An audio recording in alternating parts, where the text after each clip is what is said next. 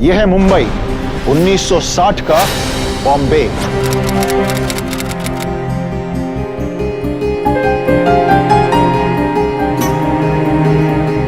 पानी पर तैरता यह शहर सरल और शांत। कई इंडस्ट्रीज यहां आई, कुछ लोग बड़े हुए, तरक्की लाए, पैसे लाए, लेकिन साथ साथ एक नई गैर कानूनी इंडस्ट्री ने भी जन्म लिया, अंडरवर्ल्ड।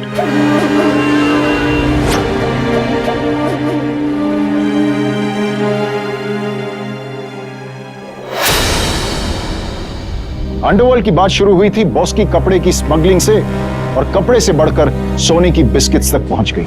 यह इंडस्ट्री सिर्फ एक ही चीज पर टिकी थी, डर। 1980 के आसपास अंडरवर्ल्ड ने रुख बदल दिया, बॉम्बे मुंबई बन गया। और आज 2013 में अंडरवर्ल्ड के बेरहम और बेखौफ हाथ आम मुंबई करके घर तक आ पहुंचे।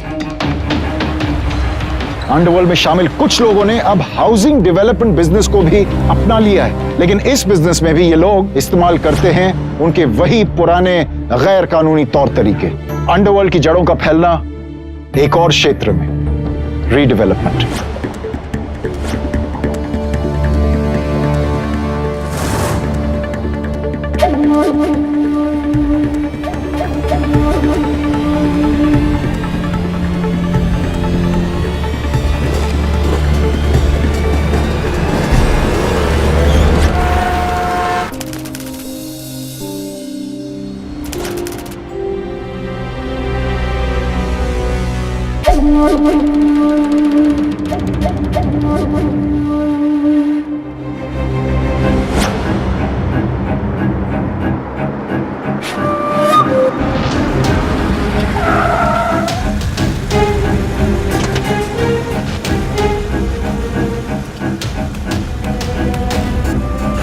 अबे देख चला गोली, गोली मार। अबे देख चला गोली। अरे चल नहीं, लोग हैं। अबे लोग, आज तू बच गया, कल नहीं बचेगा तू। अबे चल निकाल, क्या गाड़ी निकाल, निकाल गाड़ी, निकाल।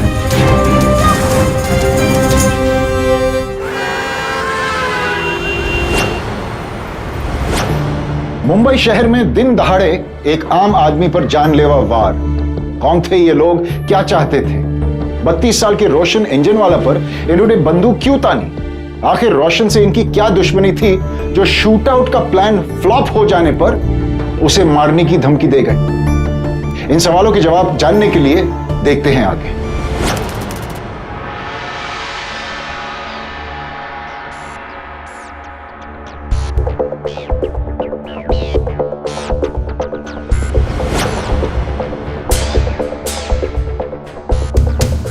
કેમ છો રોશન ભાઈ?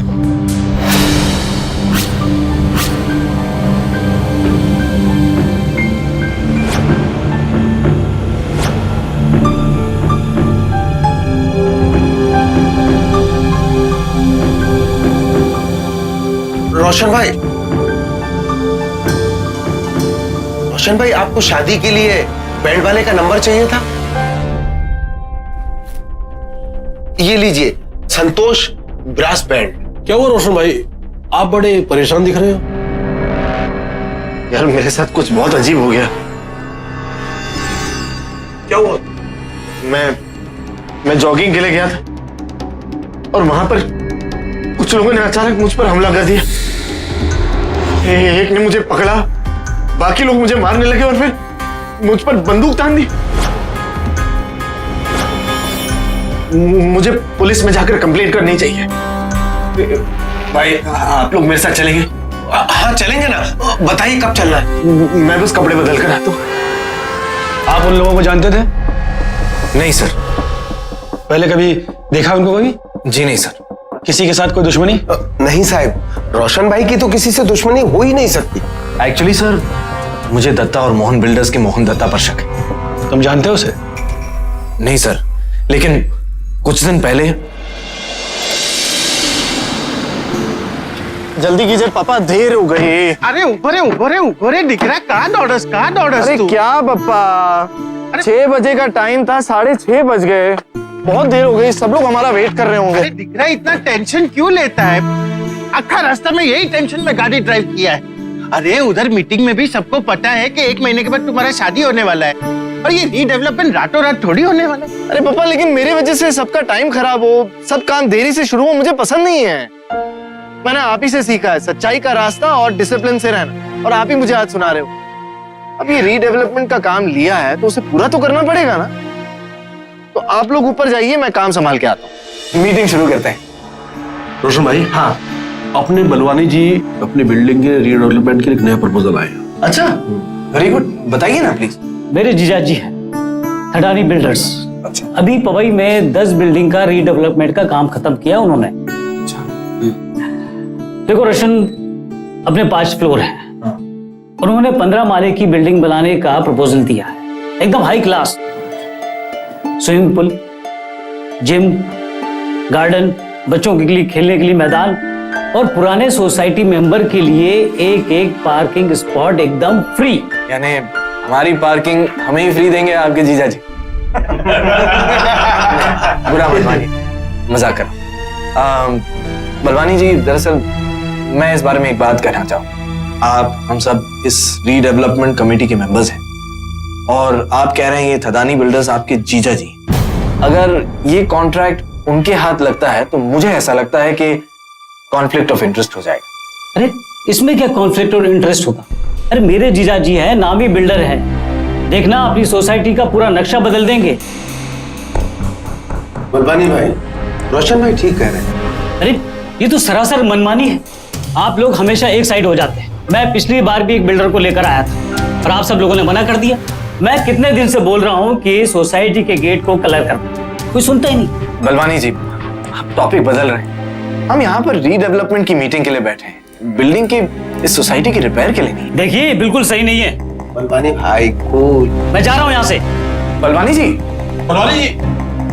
रोशन भाई, जल्दी से कलर करवा दो, वरना बलवानी का गुस्सा में भस्म कर देगा।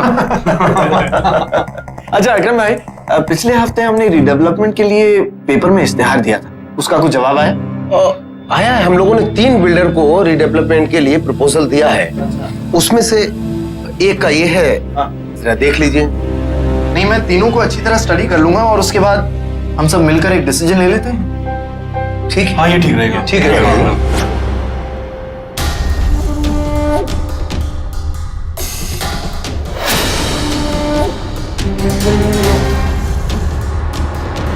ये हैं दत्ता भाई। आज से 25 साल पहले इनका एक भैंसों का छोटा सा तबेला था, और आज ये मुंबई की रियल एस्टेट के बादशाह हैं।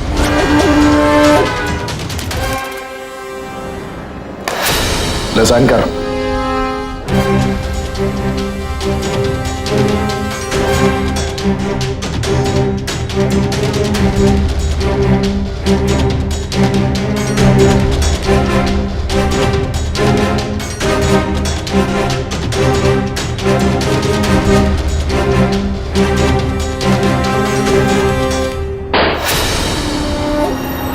और ये हैं दत्ता भाई के छोटे भाई मोहन दत्ता।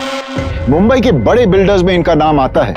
दत्ता भाई का रियल एस्टेट का पूरा कारोबार मोहन के हाथों में है। ये बिजनेस करने का एक तरीका जानते हैं, पहले प्यार से ऑफर करो, ना मानो तो गोली मारो। नमस्ते दत्ता साहब।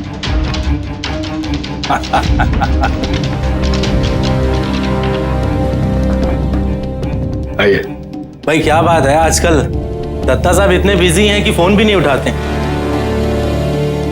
दादा को थकान हो गई थी, इलेक्शन में डोनेशन दे दे के दादा का हाथ दर्द करने लग गया था, इसलिए फोन से छुट्टी ले ली। क्यों? चलो एक ऐसी खबर देता हूं जिससे बड़े साहब की थकान दूर हो जाएगी। एक Jogi housing society, market value 1000 crore, जो कि रीडेवलपमेंट के लिए तैयार है। मैंने दत्ता जी का प्रपोजल पहुंचा दिया वहां। वो तो ठीक है, लेकिन हमने सुना उस सोसाइटी का सेक्रेटरी, क्या नाम है उसका, रोशन, बहुत बड़ा सनकी है। आप टेंशन मत लो मोहन भाई, अपने बहुत से आदमी है वहां, और वैसे भी कितना भी बड़ा सनकी हो, दत्ता साहब को मना करके परेशान थोड़ी होना उसे। नहीं नहीं, अभी इन दोनों ने किया था। चलिए, अगर मेरी जरूरत पड़े तो जरूर बताइएगा।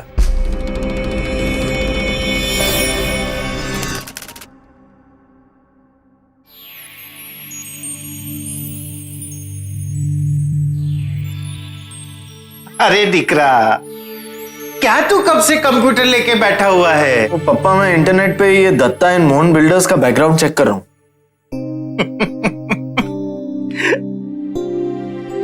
अरे कुछ दिनों में तुम्हारा शादी है, उसके बारे में भी ध्यान दो। उसके लिए आप हो ना पप्पा। और जो मैं कर रहा हूं उसका बेनिफिट सिर्फ हमको नहीं, बिल्डिंग के हर एक परिवार को मिलने वाला है। और एक गलती मतलब जिंदगी भर के लिए हम सबको पछताना।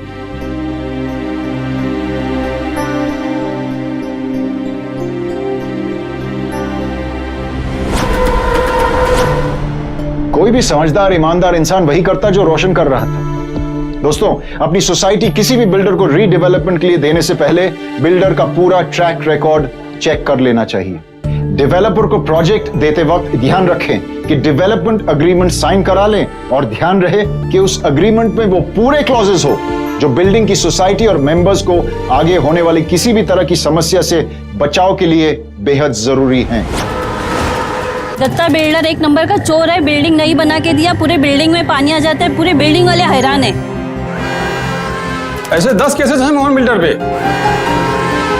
हमारी चाल थी, अभी तोड़ दिए हैं, भाड़ा ओड़ा भी नहीं देते हैं और कंस्ट्रक्शन का काम भी बंद कर दिए। कितना समय हुआ ऐसे? वही करीबन 4 साल हो गया होगा।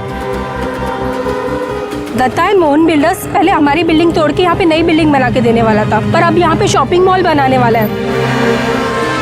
ये ऐसे कब से है? 4 साल तो हो गए साहब, बिल्डिंग का काम तो बंद पड़ा हुआ है। तो आप लोग पुलिस में क्यों नहीं जाते? केस कौन करेगा साहब, सब तो अंडरवर्ल्ड वाले हैं, सबको अपने जान की फिक्र है।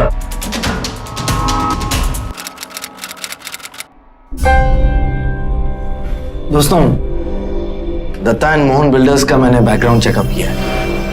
मेरे हिसाब से हमें उनके साथ नहीं जाना चाहिए क्योंकि उनके पीछे अंडरवर्ल्ड का हाथ है, उनका पैसा है। रोशन भाई, उससे क्या फर्क पड़ता है? हमें उनसे कोई पैसा तो लेना नहीं है। और देखो, बड़ा बिल्डर है और काम भी अच्छा करता है, और हमारी बिल्डिंग के ऊपर बड़े बिल्डर का ठप्पा लग जाएगा तो कल को प्रॉपर्टी के रेट भी अच्छे बन जाएंगे और अच्छे लोग आएंगे। इससे क्या फर्क पड़ता है कि वो क्या करता है या क्या नहीं करता है? मुझे लगता है कि इसमें कोई टेंशन लेने वाली बात नहीं है। नहीं शेट्टी भाई, टेंशन है। मैं समझाता हूं कैसे। एक बार हमारी ये सोसाइटी माफिया के हाथ में चली गई तो हमारे हाथ कुछ नहीं रह जाएगा। देखिए, मैं ये नहीं कह रहा हूं कि हमें रीडेवलपमेंट नहीं करना चाहिए, मैं सिर्फ इतना कह रहा हूं कि अंडरवर्ल्ड से जितना हो सके हमें दूर रहना चाहिए। फिर चाहे हमें किसी छोटे या नए बिल्डर से हाथ क्यों ना मिलाना पड़े, लेकिन हम सेफ तो रहेंगे। हमारी सोसाइटी, हमारा परिवार, हमारा घर, हम रिस्क तो नहीं ले रहे। रोशन भाई तो हर बिल्डर में कोई ना कोई खामियां निकाल ही देते हैं। एक बात बता दूं, मुझे तो लगता है कि रोशन भाई अपना बिल्डर लाना चाहते हैं और कमीशन बनाना चाहते हैं। बलवानी भाई, सोच समझ कर बोलिए, आप क्या बोल रहे हैं? शेट्टी भाई, गुस्सा करने की कोई बात नहीं, ये जो सोच रहे हैं वही बता रहे हैं। बलवानी जी देखिए, मैंने पूरी रिसर्च की हुई है। ये जो दत्ता एंड मोहन बिल्डर्स हैं, ये पहले भी ऐसा कर चुके हैं। बोरीवली में एक सोसाइटी है जिन्होंने इन्हें रीडेवलपमेंट का काम दिया, अपनी सोसाइटी हाथ कर, लेकिन उन्हें वापस कुछ नहीं मिला है। 3 साल हो गए, ना बिल्डिंग बनी ना उन्हें कुछ पैसा मिला। मुंबई के बाहर किसी गांव खेड़े में फ्लैट दे दिया उनको, लेकिन वो कुछ नहीं कर सकते क्योंकि इनके पीछे अंडरवर्ल्ड लगी हुई है। मैं नहीं चाहता कि हमारे साथ ऐसा कुछ हो, लेकिन अगर आपको मुझ पे विश्वास नहीं, आप उनसे जाकर पूछ लीजिए। अरे मेरी तरफ से दत्ता एंड मोहन बिल्डर के लिए ना है। भाई रोशन भाई बिल्कुल 16 आने सच कह रहे हैं। मेरी तरफ से भी कैंसिल।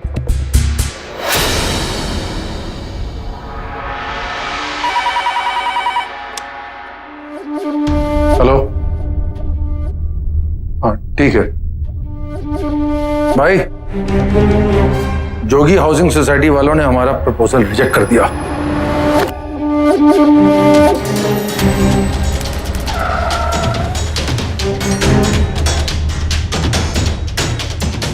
क्या कर? अबे चला गोली।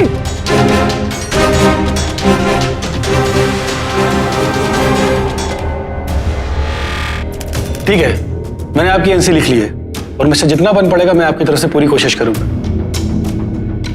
अच्छा, एक बात बताइए, क्या आपने उन दोनों का चेहरा देखा था? जी सर, लेकिन क्लियरली नहीं। एक इंसान ने मुझे पीछे से पकड़ रखा था और बाकी दो जब मुझे मार रहे थे तो अपने आप को बचाने के चक्कर में मैं उनका चेहरा ठीक तरह देख नहीं पाया। एक काम कीजिए, कल आप वापस यहाँ पर पुलिस स्टेशन में आ जाइएगा। मैं स्केच आर्टिस्ट को बुलवाता हूँ और आप उसको उन दोनों का हुलिया बता दीजिएगा, वो प्रॉपर स्केच बना करके दे देगा, ठीक है? Thank you sir.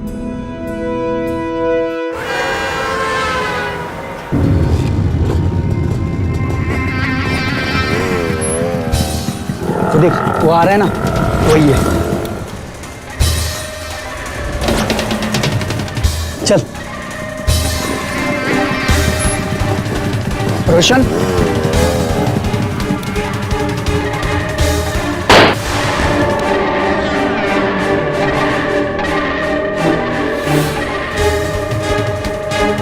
एक ही दिन में 2 बार वार। पहली बार तो रोशन बच गया, पर इस बार किस्मत भी उसका साथ ना दे पाई। रोशन की हत्या सिर्फ एकलौता हादसा नहीं था।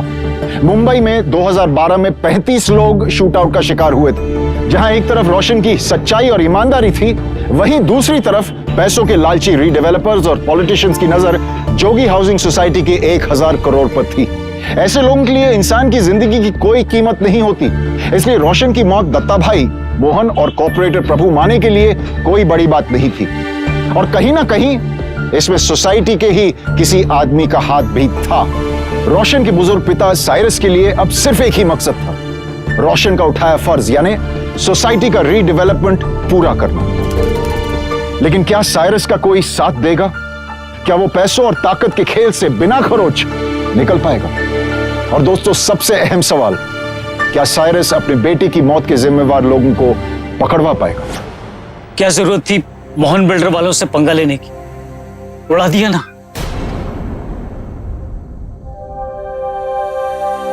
अब बूढ़े बाप बाप को कौन देखे? अरे आप लोग ऐसे क्या देख रहे हैं? देखिए, मैं तो कहता हूं कि दत्ता एंड मोहन बिल्डर को रीडेवलपमेंट का काम सौंप दो, वरना और खून खराब हो जाएगा। बलवानी, कैसा बात करता है तुम? वो लोगों ने हमारा रोशन का मर्डर किया है और तुम उन्हीं को रीडेवलपमेंट का प्रोजेक्ट देने का बात करते हैं। तो क्या करें साइरस भाई, कम से कम जिंदा तो रहेंगे। आप मेरी बात पे यकीन कीजिए, किसी बिल्डर को बुलाकर ये काम पूरे तरीके से सौंप दीजिए, वरना ये लोग कुछ भी कर सकते हैं।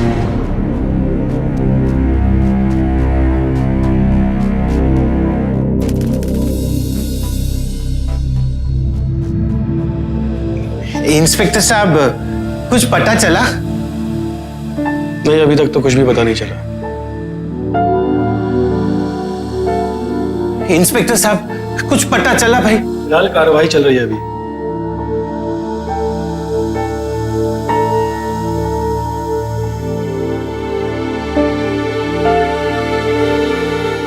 साइरस अपनी बेटी की हत्या को यूं ही भुलाने को तैयार नहीं थे।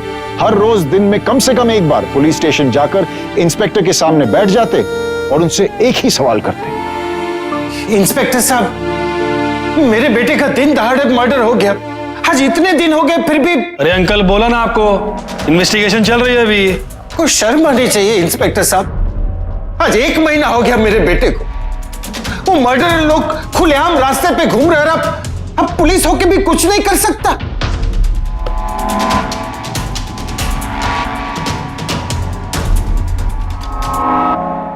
रोशन इंजन वाला के पिता हर हाल में अपने बेटे के कातिलों को सजा दिलाना चाहते थे और पुलिस अभी भी खूनी को ढूंढ नहीं पा रही थी। पुलिस ने रोशन के केस को दबाने की बहुत कोशिश की। दरअसल मामला अंडरवर्ल्ड से जुड़ा था, इसलिए रोशन के पिता के साथ पुलिस खुलकर खड़ी नहीं हुई। अरे पर मल्होत्रा, ये रीडेवलपमेंट का प्रोजेक्ट हम किस बिल्डर को दे रहे हैं? दत्ता एंड मोहन बिल्डर को।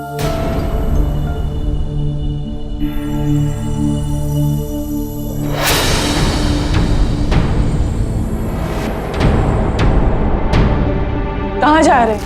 सोसाइटी का रीडेवलपमेंट का मीटिंग के लिए जा रहा हूँ। तुम कहीं नहीं जाओगे। यानी हम अपना रोशन के लिए जाता है। वो चला गया। इस बिल्डिंग ने मेरा बच्चा खा लिया। अब मुझे इस बिल्डिंग में नहीं रहना है।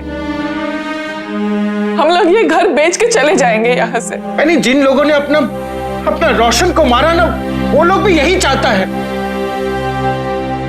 पर मैं ऐसा नहीं होने दूंगा।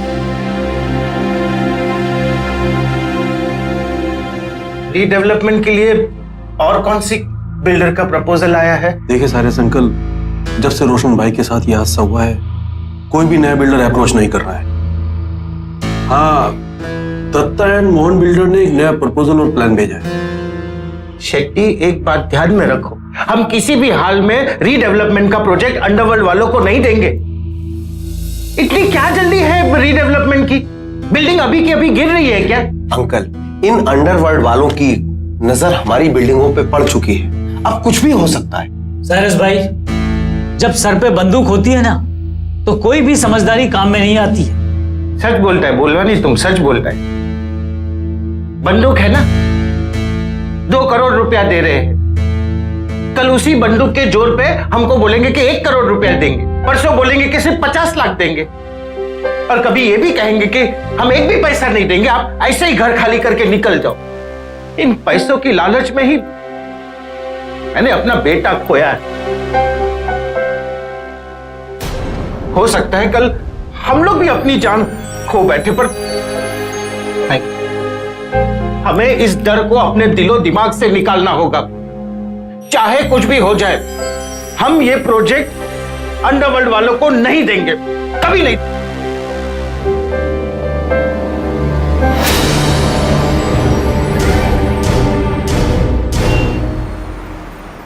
मोहन भाई, मुझे लगा कि उसके बेटे की मौत से सारे लोग घबरा जाएंगे और प्रोजेक्ट आपको मिल जाएगा, लेकिन साला ये बुढ़ा बीच में अटका पड़ा है। वो मेरा प्रॉब्लम नहीं है, समझे? प्रभु तू लाया था ना? मोहन भाई सही बोल रहा है। तुम लोगों ने अपने कमीशन का 1 करोड़ मांगा था, तुमको भाई ने दिया, तो फिर काम क्यों नहीं हुआ? उस वक्त तो तुम दोनों दांत दिखा के एडवांस ले गए थे, बड़ी बड़ी बातें कर रहे थे, जैसे तुम्हारा बाप वो बिल्डिंग तुम्हारे नाम करके गया है। मोहन भाई, हो जाएगा, थोड़ा और टाइम दो ना। क्यों? तू तो ऐसे बोल रहा है जैसे अपनी बहन की शादी करवाने वाला है। मोहन भाई, पक्का वादा कर रहा हूं कि काम जरूर हो जाएगा। अकरम, एक डेट दो, हवा में बातें मत करो। देखो अकरम, टाइम वेस्ट मत करो, कितना वक्त चाहिए वो बोलो। 1 महीना, 2 महीना, 3 महीना? 2 महीने में हो जाएगा। उसके बाद मैं बात नहीं करूंगा, तुम दोनों को ठोक दूंगा, समझे?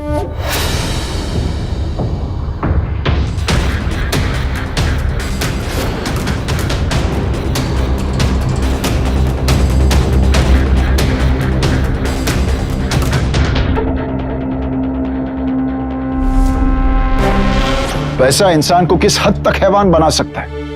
अकरम और शेट्टी रोशन इंजन वाला के बचपन के दोस्त थे। रोशन को कभी यह ख्याल आया भी नहीं होगा कि एक दिन वही बचपन के दोस्त उसकी मौत का कारण होंगे। एक घिनौना सच जो हमें होशियार करता है अपने करीबी जानकारों को लेकर। चाहे कुछ भी हो, हमें हमेशा खुद से जुड़े रिश्तों के बारे में जानकारी रखनी चाहिए, ताकि हमारा कोई भी कभी भी गलत फायदा ना उठा पाए। जरा सोचिए, अगर रोशन को अकरम और शेट्टी के अंडरवर्ल्ड कनेक्शन की थोड़ी सी भी जानकारी होती तो शायद उसकी जान बच सकती थी, लेकिन यह जानकारी नहीं थी और ऐसा नहीं हुआ। वो फोन ले बस फेनी, वो फोन ले बस। हेलो, क्या अंकल, नमस्ते। कौन? रीडेवलपमेंट के चक्कर में आपका बेटा तो चले गया, फिर भी नहीं समझा। देखो, तुम अपना टाइम वेस्ट कर रहे हो, मैं तुम्हारी धमकियों से डरने वाला नहीं। लेकिन जब मैंने आपके बेटे को सामने से आके ठोका ना, बहुत डरा हुआ था। अबे बुड्ढे, दत्ता एंड मोहन बिल्डर का फाइल अगर फिर से फेंका ना तो सामने से आके ठोक दूंगा। अरे तुम जो भी हो, सामने आके बात क्यों नहीं करता? फोन रखी तो। देखिए, आपको ये कॉल इंटरनेशनल नंबर से किया गया है और ये नंबर दुबई का है। इसमें मैं आपकी कोई मदद नहीं कर सकता। कुछ नहीं कर सकता? अरे इंस्पेक्टर साहब, तुम कैसा बात करता है? आपका पुलिस स्टेशन के सामने दिन दहाड़े कोई मेरा दिखरा रोशन का मर्डर करके गया और आप बोलता है आप कुछ नहीं कर सकता?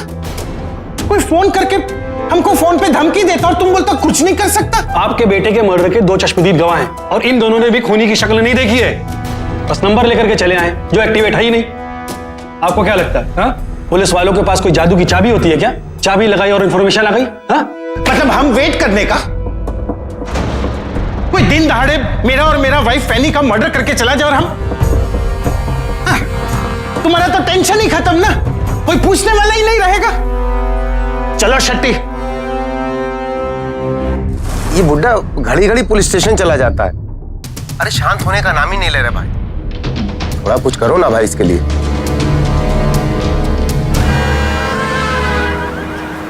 थैंक यू दिख रहा, thank you thank you thank you. ये आइसक्रीम रोशन को कितना पसंद था। अरे फैनी, आइसक्रीम ही नहीं, रोशन को तो ये पूरा रेस्टोरेंट बहुत पसंद था।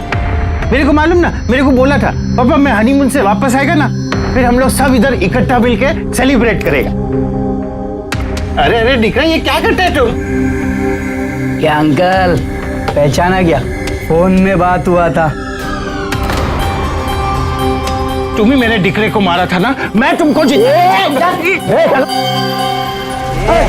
दत्ता और मॉन बिल्डर, उसका प्रपोजल अगर तूने अप्रूव नहीं किया ना तो ऐसे ही छोड़ दूंगा। चले बुड्ढे, समझा डाल बुड्ढे को।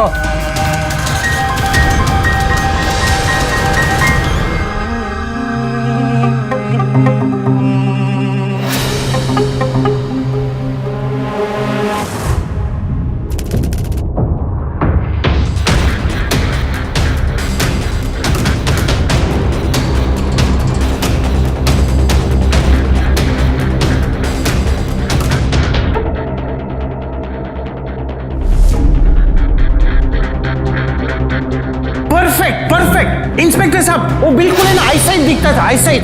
पुलिस के पास अब कातिल का स्केच था। उस स्केच के आधार पर पुलिस ने बबन को गिरफ्तार कर लिया।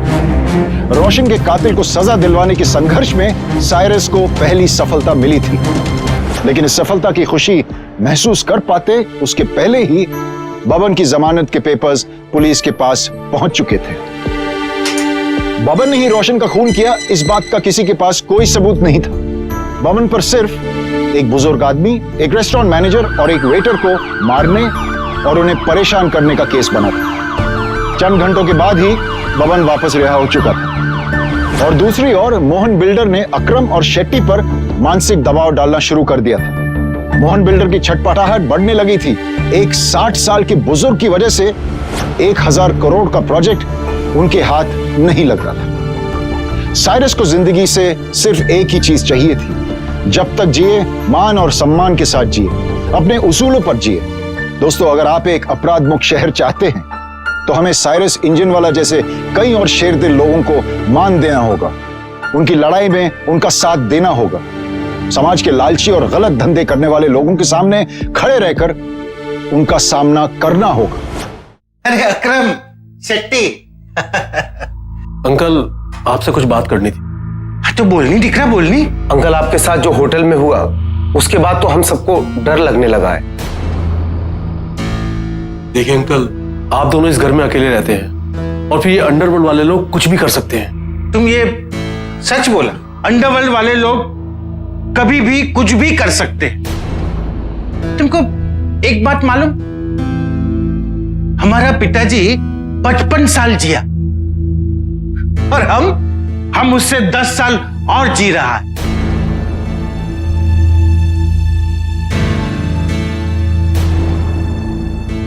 और हम लोगों ने अपना यंग बेटा खोया है बेटा।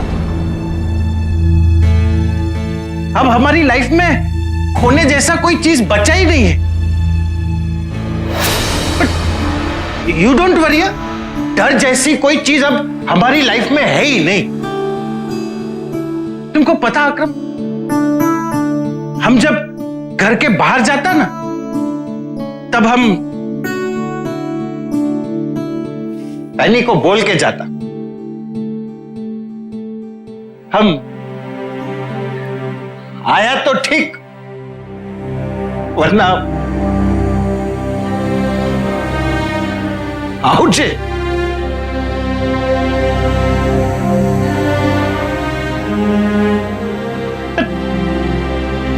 तुम लोग फिक्र नहीं करने का बेटा।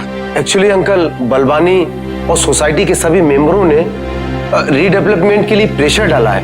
और फिर अंकल, दत्ता बिल्डर के अलावा किसी दूसरे बिल्डर ने ऑफर भी नहीं भेजी है। तो तुम लोग क्यों टेंशन लेता है? ये बिल्डिंग रातों रात तो गिरने वाली नहीं ना। हाँ, 10 साल और निकाल लेंगे, तब तक तो कोई ढंग का बिल्डर मिल जाएगा ना।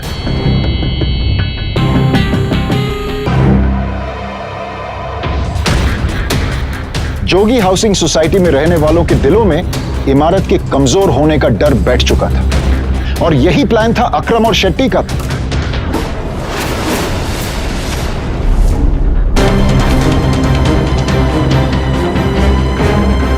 उन्हें पता था कि सोसाइटी के बच्चे रोज इस समय छज्जे के नीचे बैठकर कैरम खेलते थे, तो उनके लिए अपने फ्लैट की खिड़की से छज्जे पर पत्थर गिराकर तोड़ना दरअसल एक डर बैठाने का षड्यंत्र था।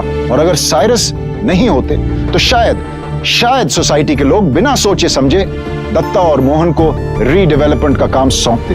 अरे भाई, अब तो बिल्डिंग गिरना भी शुरू हो गई है। आप बोले तो पूरी बिल्डिंग गिरने का इंतजार करते हैं, उसके बाद ही बुलाते हैं रीडेवलपर को। मोहन बिल्डर के सिक्योरिटी का आज भी फोन आया था। अरे तुम लोग कैसा बात करता है? अरे ये एक ही बिल्डर है क्या?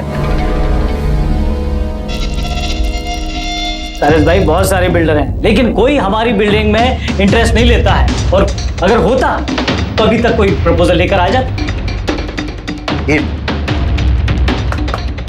ये 2 प्रपोजल रोशन के ड्रॉर में से मुझे मिला।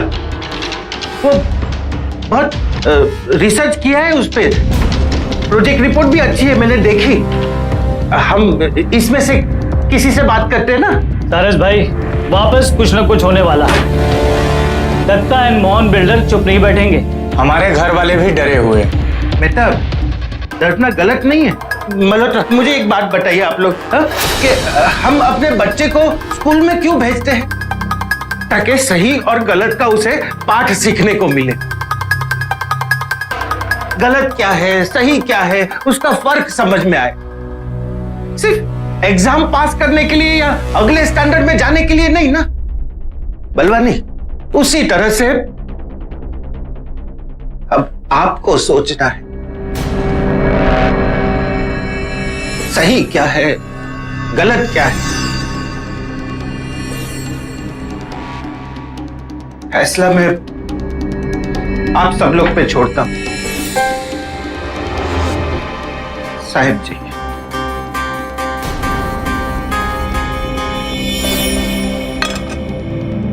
साइरस, कोई फायदा नहीं, कुछ नहीं बदलने वाला। आखिर सहना तो हम जैसे आम लोगों को ही पड़ता है। मेरे रोशन का मर्डर हो गया, अब तक एक बंदा नहीं पकड़ा गया।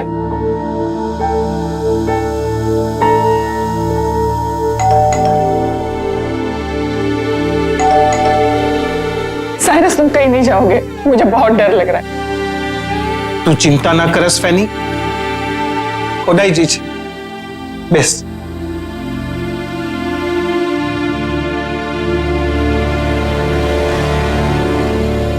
आओ बेटा, आओ आओ, बेसो बेसो बेसो बेसो। साइरस भाई, ठीक कहा आपने। आखिर हम कब तक डर डर के जिएंगे? हम हमारे फैमिली बच्चे के बारे में नहीं सोचेंगे तो कौन सोचेगा? बिल्कुल सही बात है सारिस भाई। आप उस दिन जो 2 फाइल दे गए थे, उसमें से उग्रेश बिल्डर वालों को हमने बुलाया था। इनसे मिलिए, ये है उग्रेश भाई। सरस भाई, आपके बारे में इन्होंने मुझे काफी कुछ बताया। कई सालों से हम कंस्ट्रक्शन के बिजनेस में हैं। जो भी काम लिया है ईमानदारी से करके दिया है। You don't worry. उग्रेश भाई, हम सब ने तय किया है कि रीडेवलपमेंट का प्रोजेक्ट हम आपको ही दे रहे हैं। Pleasure is all mine. Thank you so much, thank you so much. तो मैं एक काम करता हूँ, जो भी पेपर वर्क है उसकी फॉर्मेलिटी में शुरू कर देता हूँ, और अगले मंगलवार को भगवान का नाम लेके काम शुरू करते हैं। Okay sir, thank you very much. चलता हूँ मैं। जी जी जी।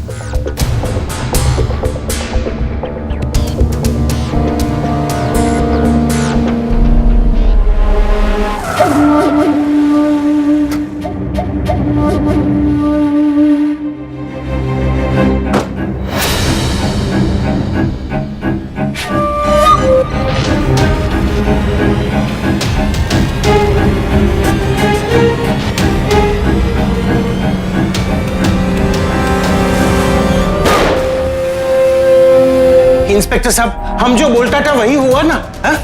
खून खराबा हम लोग का घर तक पहुंच गया है। इंस्पेक्टर साहब, आप उनको रोकता क्यों नहीं? किसको रोकूं? हाँ, किसको रोकूं? मोहन बिल्डर को। तुम समझस के हमने रीडेवलपमेंट का प्रोजेक्ट उग्रेश बिल्डर को दिया, तो उन लोगों ने उग्रेश भाई का मर्डर कर दिया।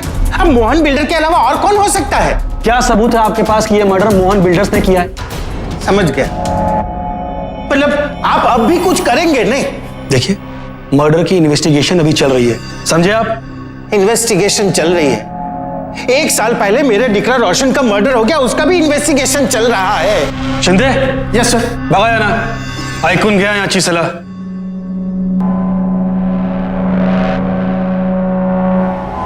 एक बुजुर्ग आदमी पर हो रहे मानसिक अत्याचार को अब तक पुलिस समझने से इनकार कर रही थी। आखिर पुलिस की क्या मजबूरी थी? क्या पैसों से उन पुलिस अफसरों का मुंह बंद करवा दिया गया था? या फिर वो पुलिस अफसर भी अंडरवर्ल्ड के डर से कांप रहे थे? या फिर हो सकता है लोकल कॉर्पोरेटर का दबाव था? वजह जो भी हो, सच्चाई ये थी कि ये केस वहीं का वहीं अटका हुआ था। कांस्टेबल प्रमोद शिंदे से साइरस पर हो रहा अत्याचार अब और नहीं देखा गया।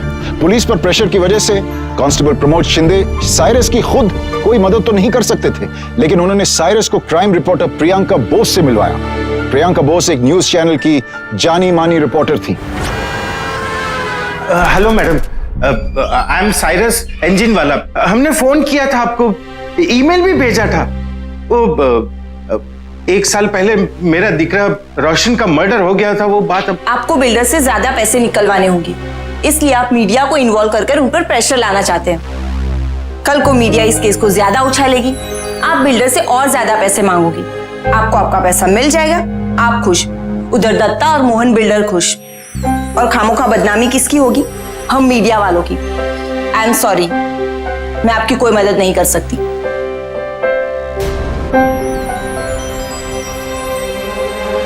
साइरस और फैनी की जिंदगी का अब सिर्फ एक ही मकसद था, अपने बेटे के कातिलों को उनकी दरिंदगी की सजा दिलवाना। पुलिस, मीडिया, जब हर किसी ने रोशन मर्डर केस से मुंह मोड़ लिया था, तब साइरस और फैनी के पास एक ही रास्ता बचा था, अनशन।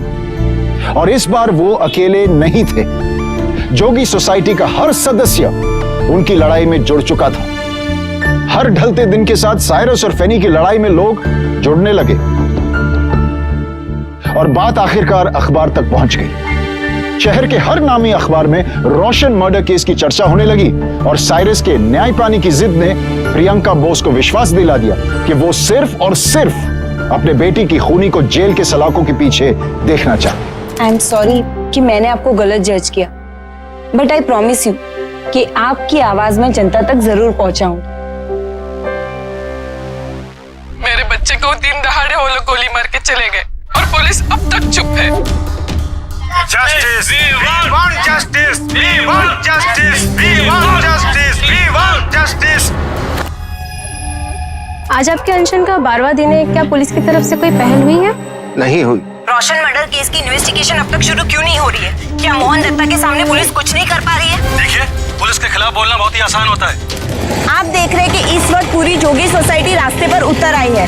साइरस इंजन वाला ने जिस आदमी को अपने बेटे के मर्डर केस में अंदर करवाया था, उनके फोन रिकॉर्ड से साफ पता चलता है कि उस दिन पप्पन और मोहन दत्ता के बीच बातचीत हुई थी और रोशन का कत्ल जिस दिन हुआ उस दिन भी पप्पन ने मोहन दत्ता को कॉल किया था और मर्डर होने की 1 मिनट बाद भी पप्पन ने मोहन दत्ता से बात की थी। उन दोनों के बीच उस वक्त बात क्यों हुई थी, ये हमें साफ नजर आ रहा है। तो पुलिस इन्वेस्टिगेटिंग ऑफिसर को क्यों नहीं?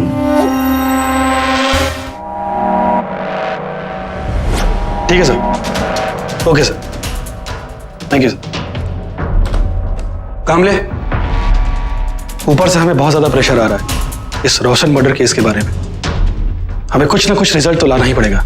सर, आपको याद हो तो कुछ महीने पहले साइरस इंजन वाला ने कंप्लेंट लिखवाई थी कि बबन उसे बार बार धमकी भरे फोन कर रहा और उसने एक रेस्टोरेंट में जाकर उनके और वहां के मैनेजर के साथ मारपीट भी की थी। हम उस रेस्टोरेंट की सीसीटीवी फुटेज देखते हैं।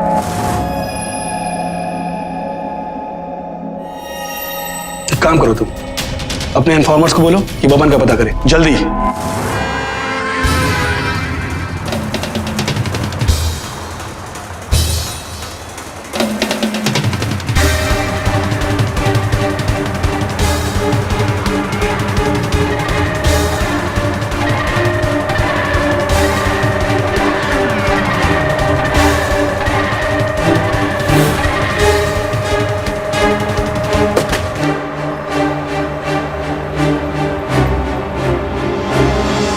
बबन एक बार फिर पुलिस की हिरासत में आ गया था।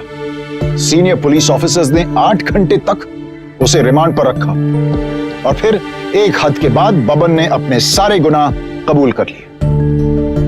बबन ने 50,000 रुपयों के लिए रोशन की जान ले ली और अकरम और शेट्टी ने चंद पैसों के कमीशन के लिए अपने बचपन के दोस्त को मरवा दिया। और साथ ही दत्ता भाई और मोहन दत्ता को भी पुलिस ने अपनी हिरासत में ले लिया और उनके सारे बिल्डिंग प्रोजेक्ट्स को रोक दिया गया। रीडेवलपमेंट को लेकर सरकार की तरफ से कई ऐसे नियमों और हिदायतों का उल्लेख किया गया है जिसके दम पर लालच के इस खेल में शामिल खिलाड़ी को मात दी जा सकती है। महाराष्ट्र कोऑपरेटिव एक्ट 1960 के सेक्शन 79A के तहत एक बड़ी गाइडलाइन लिस्ट सोसाइटीज के लिए बनाई गई है। मसलन कोई भी रीडेवलपमेंट स्कीम को जनरल बॉडी तभी पारित कर सकता है जब सोसाइटी मेंबर के 3/4 लोग उस मीटिंग में मौजूद हो। ऐसे ही और कई गाइडलाइंस इंटरनेट पर महज एक सर्च के जरिए आपके सामने होंगे। तो एक बार जरूर इन गाइडलाइंस को पढ़िए और अपने कानून को समझिए ताकि गुनाह की जंग में कानून आपका सबसे बड़ा हथियार बन सके। सतर्क रहेंगे तो सुरक्षित रहेंगे। इसी ख्याल के साथ मैं आपसे विदा लेता हूं। कल फिर मुलाकात होगी ऐसी एक सच्ची घटना को लेकर। सावधान मुंबई, मुंबई फाइट्स बैक। नमस्कार।